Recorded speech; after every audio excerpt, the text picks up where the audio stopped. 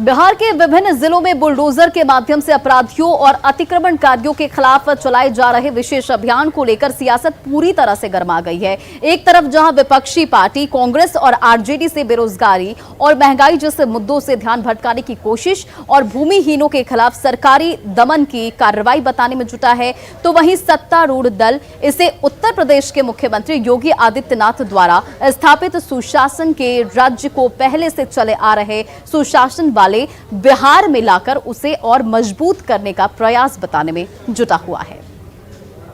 बिहार में बुलडोजर की चर्चा आजकल खूब हो रही है। योगी मॉडल और बुलडोजर चलेगा की बात बीजेपी के लोग कर रहे हैं। ये बुलडोजर बीजेपी वाले बेरोजगारी पर, महंगाई पर, अपराध पर, भ्रष्टाचार पर कब चलाएंगे? सार्वजनिक मंचों पर तो बिहार के मुख्यमंत्री नीतीश कुमार जी कहते हैं कि भूमिहीनों को जमीन दी जाएगी, घर बनवा के दिया जाएगा, और हो क्या रहा है? भूमिहीनों की झोपड़ियों पर बुलडोजर चलाए जा रहे हैं। एक विध्वंसकारी बुलडोजर संस्कृति विकसित करने की कोशिश हो रही है, और वो बुलडोजर चलाया कहां जा रहा है? गरीबों पर, निरीहों पर, जिनके पास घर बनाने तक को जमीन नहीं है, उनकी झोपड़ियों पर। राज्य सरकार के द्वारा समय समय पर अतिक्रमणकारियों के खिलाफ अभियान चलाया जाता रहा है। उसके लिए जिला स्तर पर सब जगह एक कमेटी बनी हुई है, और उन कमेटियों के माध्यम से जो सरकारी जमीन पर अतिक्रमण कर अवैध निर्माण किए हुए व्यक्तियों के खिलाफ अभियान चलाने का लंबा इतिहास रहा है। बिहार में जंगल राज के बाद माननीय मुख्यमंत्री नीतीश कुमार जी के नेतृत्व में एनडीए सरकार सुशासन की स्थापना की, सारे जंगल राज को समाप्त किया है और विकास के राह पर बिहार चल रही है। लेकिन बुलडोजर को सुशासन का प्रतीक है।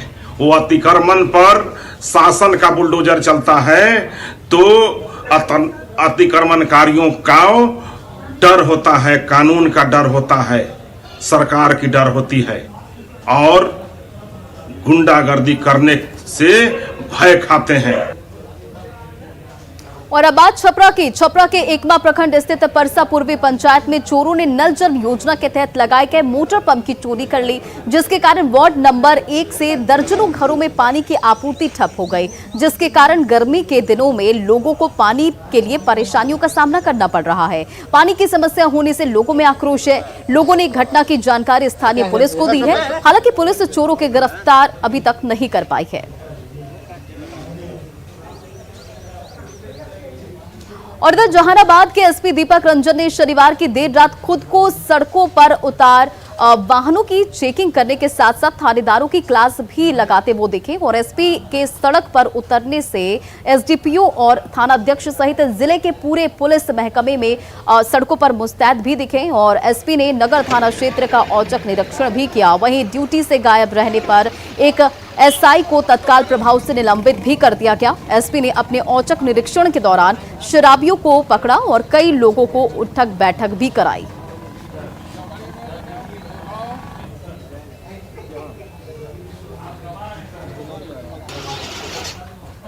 स्पेशल हम लोगों की ड्राइव चल रही है, और ये स्पेशल ड्राइव पूरे ज़िले में चल रही है।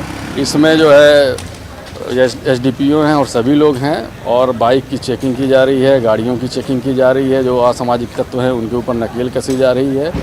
इसके अलावा रात में जो भी संदिग्ध हमको गतिविधि है या कहीं से भी ऐसी सूचना प्राप्त होती है जिस भी इलाके से, वहाँ पे भेजा जा रहा है।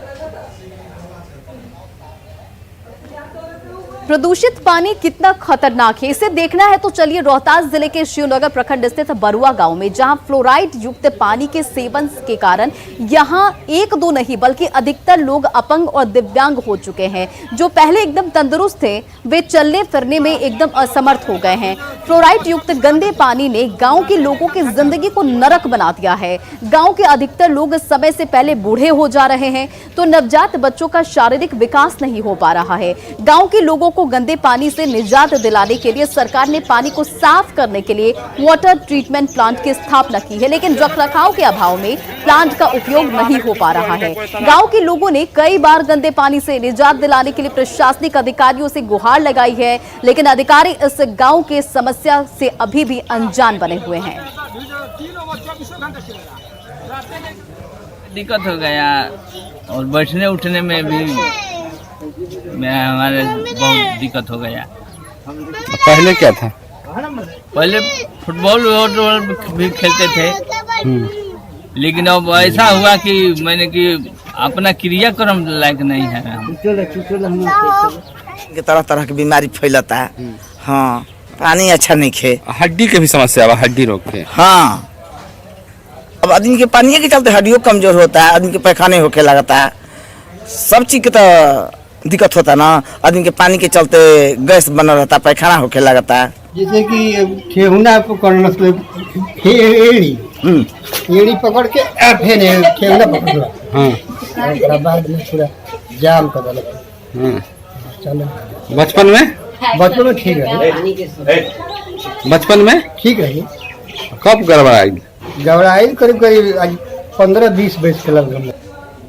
शिवसागर के बरुआ गांव में पानी की काफ़ी समस्या है और खासकर पानी में फ्लोराइड की मात्रा अधिक होने से यहाँ ज़्यादातर विकलांगता की समस्या है। स्थिति ये है कि मवेशी भी यहाँ विकलांग हो रहे हैं और ज़्यादातर जो बच्चे यहाँ जन्म लेते हैं वो भी विकलांग जन्म लेते हैं। बड़ी बात ये है कि मवेशी भी गर्भ में ही विकलांग हो जाते हैं। आप समझ सकते हैं कि कितनी समस्या है। चूँकि सरकार द्वारा वाटर प्यूरिफिकेशन के लिए मशीन लगाई गई, लेकिन वो भी कारगर नहीं हुआ और आज भी इस गांव के लोग पानी की समस्या से ग्रसित है और ज्यादातर लोग अस्थिर विकलांगता के शिकार हैं। अजीत कुमार, न्यूज़ 18, सासाराम। बिहार में एमएलसी चुनाव पर निगाहें टिकी हुई है और ये चुनाव आम चुनाव से अलग होता है, लेकिन बावजूद इसके बिहार की तमाम सियासी पार्टियों ने इस चुनाव में अपनी पूरी ताकत झोंक रखी है। इस चुनाव में पंचायत प्रतिनिधियों की भूमिका बेहद महत्वपूर्ण मानी जाती है। इस वजह से तमाम दलों ने उन्हें अपने पाले में रखने के लिए पूरी ताकत लगा दी है। चुनाव से जुड़ी पूरी जानकारी दे रहे हैं हमारे सहयोगी आनंद अमृतराज। 24 सीटों पर होने वाले एमएलसी चुनाव को लेकर तमाम तैयारियां पूरी कर ली गई है। कल सुबह 8 बजे से लेकर शाम 4 बजे तक वोटिंग होगा और इस चुनाव में 534 बूथ पूरे बिहार में बनाए गए हैं। साथ ही चुनाव में लाइव वेबकास्टिंग भी किया जाएगा ताकि पारदर्शिता बनी रहे और चुनाव आयोग ने भी पूरी तैयारी कर ली है। साथ ही जो जिला प्रशासन है उसने भी पूरी तैयारी कर रखी है। इस चुनाव में एमपी एमएलए से लेकर पंचायत प्रतिनिधि वोटिंग करते हैं और इस वजह से ये चुनाव बाकी आम चुनाव से अलग माना जाता है। इस चुनाव के परिणाम से सरकार बनने और बिगड़ने का कोई खतरा तो नहीं होता है, लेकिन इस बार मुकाबला एनडीए और राजद में सीधी सीधी है। कांग्रेस ने भी अपने उम्मीदवार उतारे हैं, लेकिन मुख्य लड़ाई आरजेडी और एनडीए के बीच में है। 24 सीटों पर होने वाले चुनाव परिणाम के बाद बिहार की सियासत भी गरमाने के पूरे आसार हैं। तो नजरें कल सुबह में 8 बजे से टिकी रहेगी, जब 8 बजे से शाम 4 बजे तक चुनाव होंगे और 7 तारीख को परिणाम आएगा। तो उस परिणाम से आने वाले समय में बिहार की सियासत पर कितना असर पड़ेगा ये देखना भी दिलचस्प होगा। कैमरामैन मनीष जुनेजा के साथ आनंद अमृतराज, न्यूज़ 18 नेटवर्क, पटना।